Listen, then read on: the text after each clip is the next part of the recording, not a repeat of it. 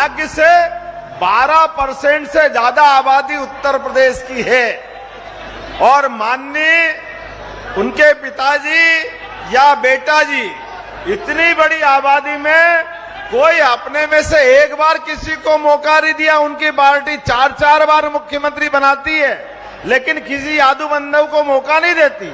इसका मतलब क्या हो गया? इसका मतलब हो गया उनका दायरा बहुत छोटा हो गया। अरे आनंद तो तब आए, उन्होंने कहा हमारे घर से बन गए, अब गिन्नौर से मुख्यमंत्री बना के बता देते तो मालूम पड़ता है क्या तकलीफ आती उनको। ये अजय भाई ने सही कहा है कि आए थे समाजवादी के साथ बनने के, लेकिन अब विदा करने का वास्तव में विदाई करना चाहिए। जोरदार ताली बजाओ इस बात के लिए। और सरकार में बनना सरल है और बन करके अगर सार्थकता नहीं हो जाए तो क्या फायदा? अरे एक बार नहीं, 2 बार नहीं, 3 बार नहीं, 4-4 बार आपके यहां से मुख्यमंत्री बन जाए, सरकार बन जाए। सरकार तो एक ही बार पर्याप्त होती है। और बाबा जी ने जो दूसरी बार सरकार बनाई, पूरे देश में उदाहरण बन गया उत्तर प्रदेश के। कहीं भी गुंडागिरी कर दो, लेकिन उत्तर प्रदेश में गुंडागिरी करी तो छोड़ने वाले नहीं है हमारे लिए। जोरदार अभिनंदन करो माननीय योगी जी के लिए। समय के साथ हम सब शपथ लेते हैं कि सरकार बनेगी, सभी जाति वर्ग धर्म से ऊपर उठ करके कानून और व्यवस्था की स्थिति बनाएंगे। ये केवल बोलने के नहीं बनाते, ये इन पे निभाने के लिए बनाते। उसी प्रकार से जैसे गरीब परिवार से निकल करके इस देश के प्रधानमंत्री श्रीमान नरेंद्र मोदी जी ने साबित कर दिया कि देश का प्रधानमंत्री कैसा होना चाहिए। जोरदार अभिनंदन करें श्रीमान नरेंद्र मोदी जी के लिए, जिनके कारण अपने देश में नहीं दुनिया के अंदर जहां कहीं भी 200 से ज्यादा देश है, लेकिन 200 से ज्यादा देश में हर एक कहीं बाहर के, यहां भारत तो छोड़ो, दुनिया के अंदर हर भारतवंशी का मान बढ़ाने का काम अगर किसी ने किया तो श्रीमान नरेंद्र मोदी जी ने किया है, जिनके माध्यम से हमारी सनातन संस्कृति गौरवान्वित हो रही।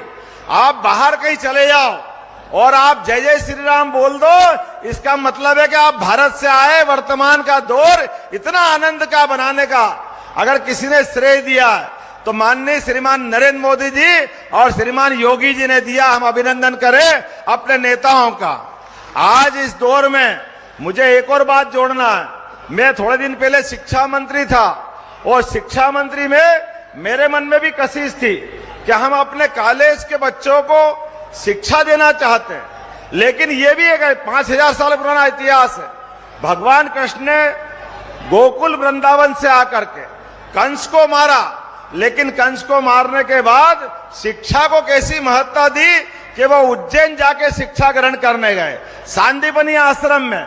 और 64 कला, 14 विद्या, 18 पुराण, 4 वेद, हम सबको भी संकल्प करना शिक्षा की महत्ता कितनी जरूरी है। भगवान ने वो शिक्षा का ग्रहण करी, आमने सामने कौरवों की सेना के बीच ऐसे संघर्ष काल में भी अपने मुख से जो गीता कही, आज दुनिया का सबसे पवित्र ग्रंथ बन गई गीता जी। हम उसको प्रणाम करें, उस काल को प्रणाम करें। और हमारा सबका सौभाग्य है, अब कोई विदेशी आता है इस देश के अंदर तो सबसे पहले प्रधानमंत्री अब उनको कोई ताजमहल नहीं देते हैं, उनको अपनी कोई भेंट देना है तो हमारी गीता जी को भेंट करते हैं। कितना आनंद आता हम सबको, हमारे अपने कुलवंश से निकले हुए ऐसे भगवान कृष्ण के मुखारविंद से ऐसे पवित्र ग्रंथ को। लेकिन पहले की सरकार शर्माती थी, बोलती नहीं थी, जैसे अभी के दौर में भी है। अरे यहां से भागे अमेठी रायबरेली से और केरल में जाके अटके और केरल से वापस डर के मारे यहां आ रहे हैं। लेकिन आने और जाने में जिन जिन दल की दोनों की दोस्ती हो गई, दोनों की हिम्मत नहीं है।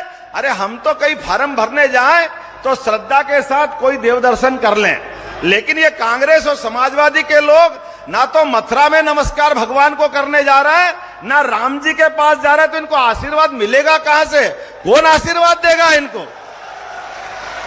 ये केवल वोट लेने आएंगे, भगवान के ऊपर भरोसा नहीं है, श्रद्धा नहीं है। इतने बड़े वर्ग के अपमान कर रहे हैं। मैं तो बाबा जी के लिए धन्यवाद देना चाहूंगा। भगवान राम के मंदिर का आनंद आ गया।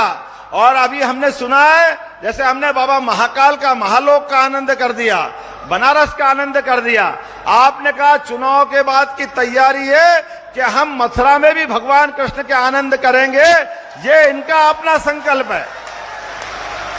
और मैं भी आपको बनाना चाहूंगा, जैसे ही मेरी सरकार बनी, हमने कहा मध्य प्रदेश में अयोध्या के बाद भगवान ने 11 साल चित्रकूट में गुजारे हैं, तो हम चित्रकूट में प्राधिकरण बना करके जहां जहां भगवान राम के चरण पड़े, जहां जहां भगवान कृष्ण के चरण पड़े, दोनों हर पूरे राज्य के अंदर हर स्थान को तीर्थ बनाएंगे। तीर्थ ये हमारी सरकार का निर्णय है। और हमारी सरकार ने निर्णय किया है, शिक्षा के पाठ्यक्रम में भगवान कृष्ण के मुख से निकली हुई पवित्र गीता और भगवान कृष्ण के अलग अलग प्रसंग, भगवान राम के प्रसंग हम शिक्षा नीति में लाने वाले हैं। अरे हम भगवान राम और कृष्ण को शिक्षा नीति में नहीं लाएंगे तो किसको लाएंगे? डरने वाले डरते होंगे, हम नहीं डरते। हम मोदी जी के पट्टे हैं, मोदी जी की सरकार में इस बात को रखते हैं कि भगवान की दया से जो सनातन धर्म को गाली देने वाले हैं उनसे हिसाब चुकता करने के लिए। और ये जो भीषण गर्मी में आप सब बैठे हैं, ये सब राम और कृष्ण की संस्कृति को मानने वाले, सनातन संस्कृति को मानने वाले सभी अपने सनातन धर्मी बैठे हैं। निश्चित रूप से हम और आप मिलकर के एक नया इतिहास बनाएंगे। आने वाले समय में 7 तारीख के दिन जब वोट डले तो आप याद करना, ये हमको गालियां दे रहे हैं, मर्जी आए जो बोल रहे हैं, जो बोलना सब बोलने दो, सब सुनते रहना। आप याद कर लो शिशुपाल का घटनाक्रम।